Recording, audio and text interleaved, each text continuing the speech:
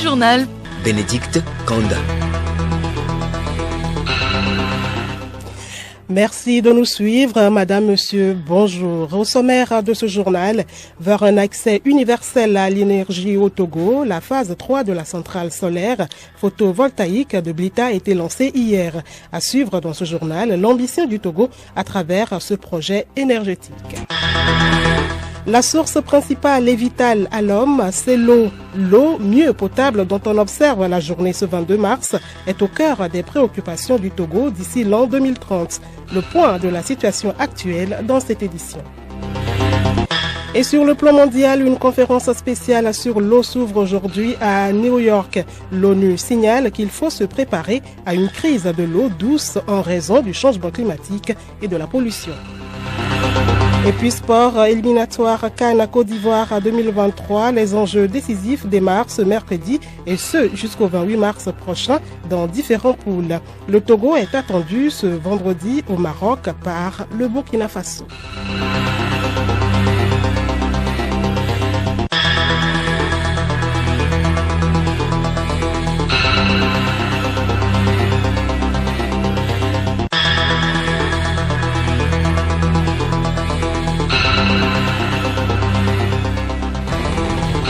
radiolomé.tg. Bienvenue à tous. Dans centaines de plaques solaires sur une superficie de 92 hectares, la centrale solaire photovoltaïque de Blita, en plus de produire l'énergie pour les populations, est un ambitieux projet de développement. Juliette Kandé. 50 mégawatts qui vont être renforcés par 20 autres mégawatts pour des ambitions claires. Joël Moussi-Kengala, directeur général de AMEA Power. La centrale a 2 niveaux d'injection, 33 kV, qui lui permet de pouvoir desservir la ville de Blita et tous les ménages qui sont aux alentours de Blita, ainsi que les industries. Et le niveau 161 permet de pouvoir ramener l'énergie au niveau de tout ce qui est interconnecté entre Sokodé et puis Atakpamé. Et cette centrale avait pour objectif d'abord de pouvoir donner l'autonomisation du Togo avec sa propre énergie. Ensuite, pouvoir rassurer l'indépendance énergétique, améliorer les conditions et la desserte d'énergie au niveau des ménages togolais. Là, nous avons atteint 158 000 ménages qu'on a déjà alimentés, qui a augmenté la part des énergies renouvelables dans le mix énergétique du Togo, qui a aussi augmenté la capacité d'autonomie énergétique du Togo. L'énergie solaire est une énergie propre, peu coûteuse. Elle n'est pas émettrice de gaz à effet de serre. Folibazi Katari, ministre de l'Environnement et des Ressources forestières.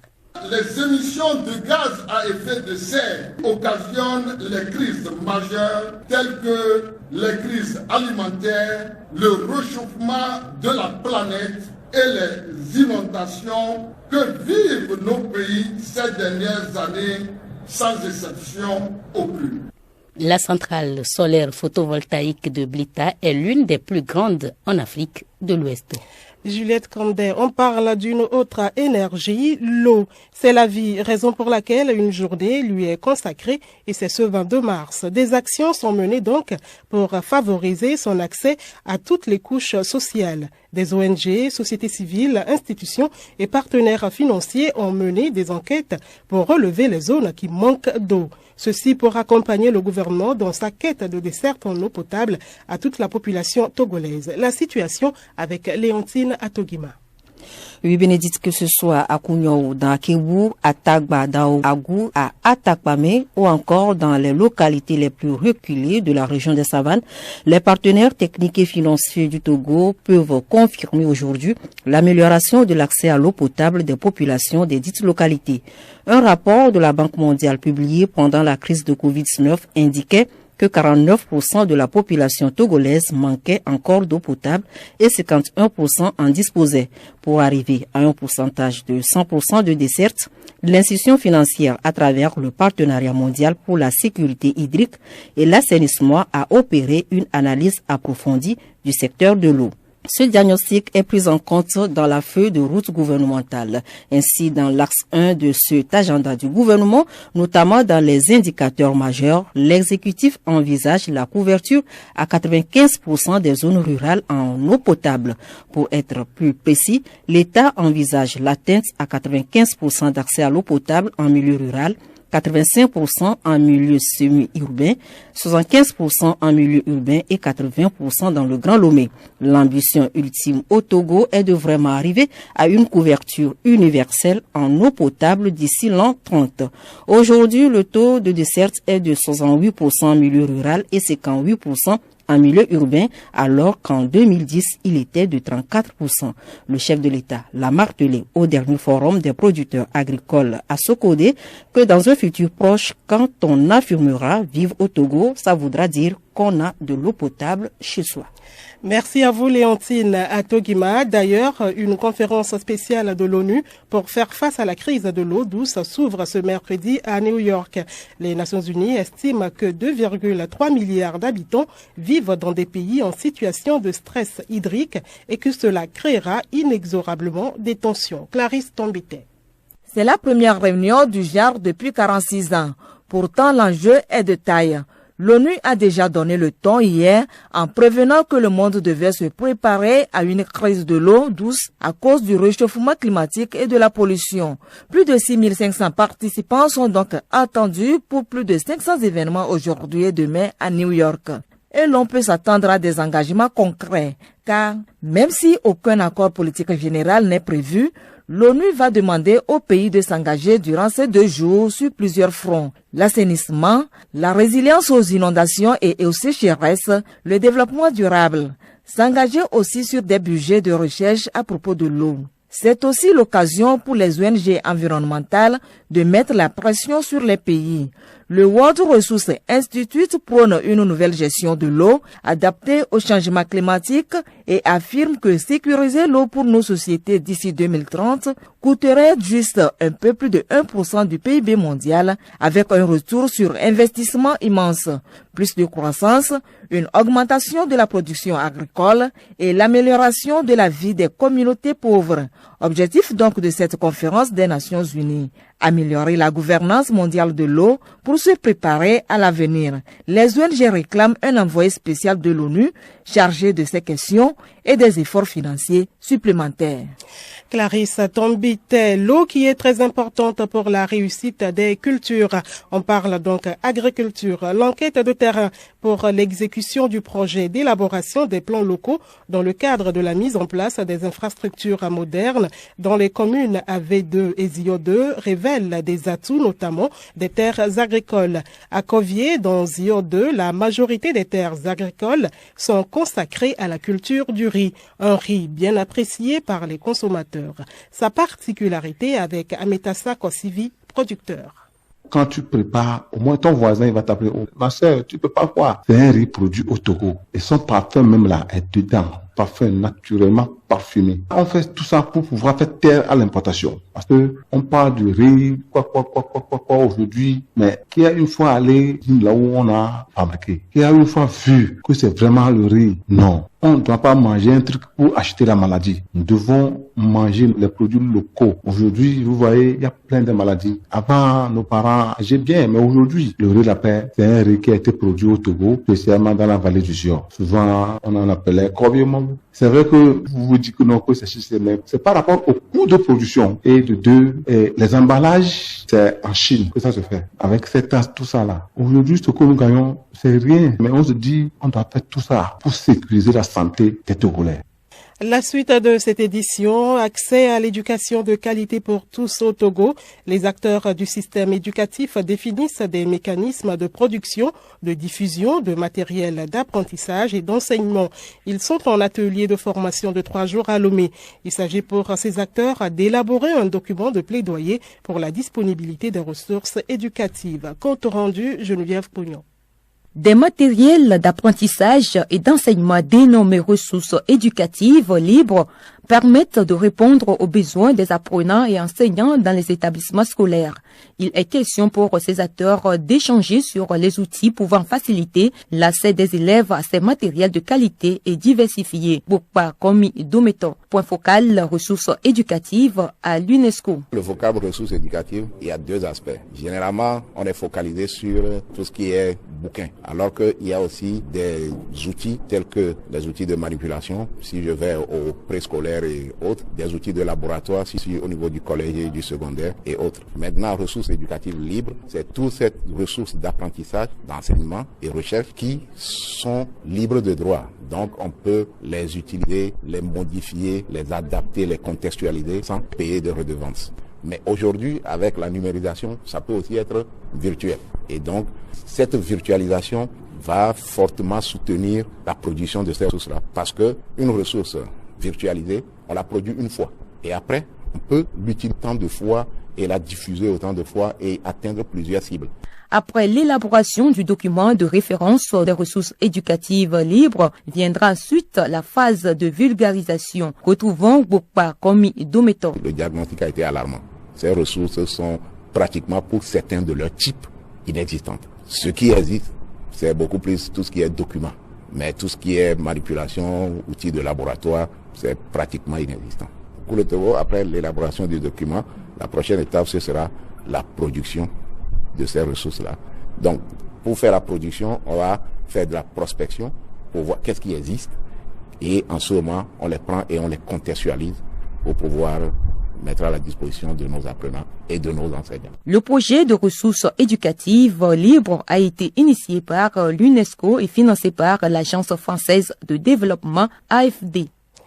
Geneviève Pognon, c'est mercredi, Santé Plus est bien au rendez-vous pour des conseils en santé. Alice Berthe Barandao évoque aujourd'hui les signes précurseurs qui alertent sur les maladies cardiovasculaires. Suivons plutôt. Aimez écouter votre corps. Il peut vous alerter sur un mal donné. Ce sont entre autres recommandations que nous suggèrent souvent les professionnels de santé. En matière des maladies cardiovasculaires, par exemple, plusieurs signes sont souvent ressentis. Dr Chao Esoreke, diététicien du cabinet Santé Durable à Lomé. Si on sent des vertiges, sans fièvre, si on sent des maux de tête, il y a jusqu'à 6 types de maux de tête. Parmi ces 6, il y a un, c'est parce que ça a bougé partiellement dans ce minuscule vaisseau du cerveau et que ça engendre ce maux de tête. Si on sent une lourdeur à la nuque, si en faisant le mouvement du bras au niveau de l'épaule, c'est difficilement le bras continue jusqu'à la tête, ça finit par une paralysie, monoplégie, où les mouvements sont limités. Alors, si on sent la lèvre supérieure qui dandine, c'est-à-dire ça tourne la bouche d'un côté. Alors, si on sent des petits caillots en faisant le mouvement des doigts, c'est comme il y a des petits grains de sable dans les paumes de main. Ou en marchant, c'est comme on est en train de marcher sur les petits grains de sable. Ça finit par une paralysie. Si, moindre chose, le cœur de la personne sursaute, ça peut finir par une paralysie tôt ou tard. Si on a souvent des crampes, puisqu'il y a jusqu'à 4 différents types de crampes, leurs causes diffèrent. Donc, parmi les crampes là, il y a un qui finit par les paralyser. Si on sent une faiblesse au niveau des pieds, l'engourdissement des pieds, ça finit par une paralysie. Si au réveil, on sent une baisse de sensibilité d'un côté, ça finit par une paralysie. Tôt ou tard, hémiplégie, ça prend le côté là carrément. Avec tous ces signes précurseurs, combien de temps cela prendra pour qu'on soit donc victime d'un AVC ou d'une paralysie, docteur? Ça peut venir dans des brefs délais ou ça peut prendre du temps, mais ça va venir. Ça va venir par une paralysie ou bien un AVC. Ça surprend la personne. Si on ne fait rien, c'est-à-dire si on n'agit pas pour dégager cette cause. Quel que soit le signe ressenti, allons à l'hôpital ou allons chez les diététiciens. Ils ont aujourd'hui des formules alimentaires qui traitent ou dégagent les causes des maladies. À mercredi prochain.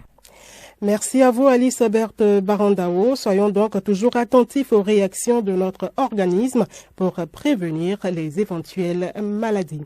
Dans l'actualité internationale en Ouganda, les parlementaires ont adopté hier une loi contre les homosexuels. La Chambre a fait salle comble pour les 6 heures de séance ayant abouti au vote du test.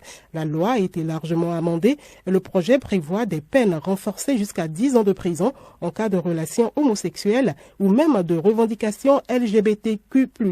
Le président Yoweri Museveni a 30 jours pour la promulguer. Il avait qualifié la semaine dernière les homosexuels de déviants. Sport à présent, éliminatoire Cannes 2023, 2 journées, double confrontation, les enjeux d'une semaine décisive. Milek Aboukou. Après 2 journées disputées en 2022, aucune équipe n'est qualifiée ni éliminée pour la Cannes 2023. Mais après ces 3e et 4e journées qui se déroulent à partir de ce 22 jusqu'au 28 mars prochain, certaines formations pourraient déjà poser un pied en Côte d'Ivoire ou s'en éloigner définitivement. Le Nigeria, le Sénégal, le Mali et l'Algérie sont en effet bien lancés dans la qualification, mais de sérieuses doubles confrontations les attendent. Le Sénégal se déplace au Mozambique, deuxième de la poule L, avec 4 points, au moment où le Mali va avoir fort à faire avec la Gambie dans le groupe G. Le Nigeria aura tout à craindre de la Guinée-Bissau, tout comme l'Algérie du Niger, auteur de 2 matchs nuls en 2 journées. Le Burkina Faso, lui, sera très attendu par le Togo vendredi prochain à Marrakech. Justement, parlant de ce match Burkina Faso-Togo, le capitaine Jane Dakonam est bien conscient de ce duel pour son pays. Ouais, je crois que nous sommes tous conscients de l'enjeu de ces 2 matchs. Pour moi, je peux dire que ce sont 2 finales. Et nous allons essayer de les aborder avec sénérité et essayer de gratter les points possibles. Vous savez, dans des moments difficiles, faut quand même qu'on soit ensemble et qu'on essaie de pousser l'équipe vers le haut. Donc là, le mot d'ordre c'est simple. Une finale, ça se gagne. Ça se joue pas, mais ça se gagne. Donc je crois que nous sommes conscients et nous allons essayer de donner le maximum et de gagner le match. Ouais, bien sûr, nous avons besoin de leur soutien, comme d'habitude. Sans eux, c'est un peu compliqué. Ils sont comme le 12e homme, comme on le dit. Donc, nous avons besoin d'eux. Avec eux, je crois que nous allons essayer de remporter cette victoire. Loin des pelouses, depuis plus de 2 ans, l'attaquant et capitaine de notre pays, le Togo, Cheyi Emmanuel Adebayor, a annoncé sa retraite à 39 ans.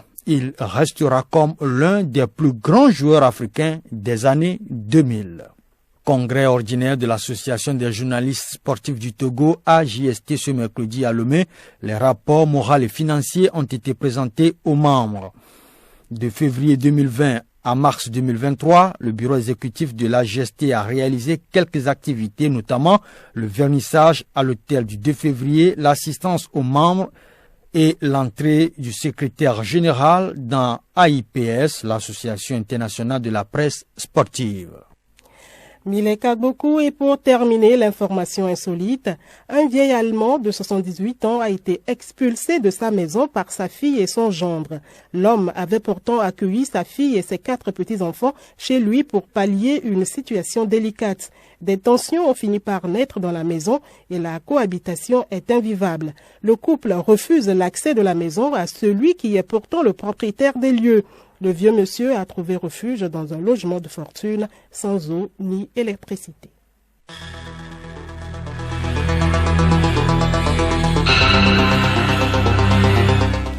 Madame, Monsieur, voilà, ainsi se referme cette édition de la mi-journée. Merci de votre aimable attention. Bonne détente à vous à l'écoute de la Station du Plaisir.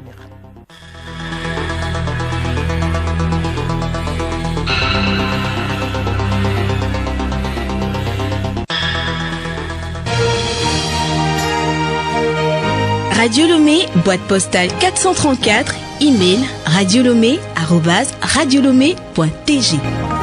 Radiolomé.tg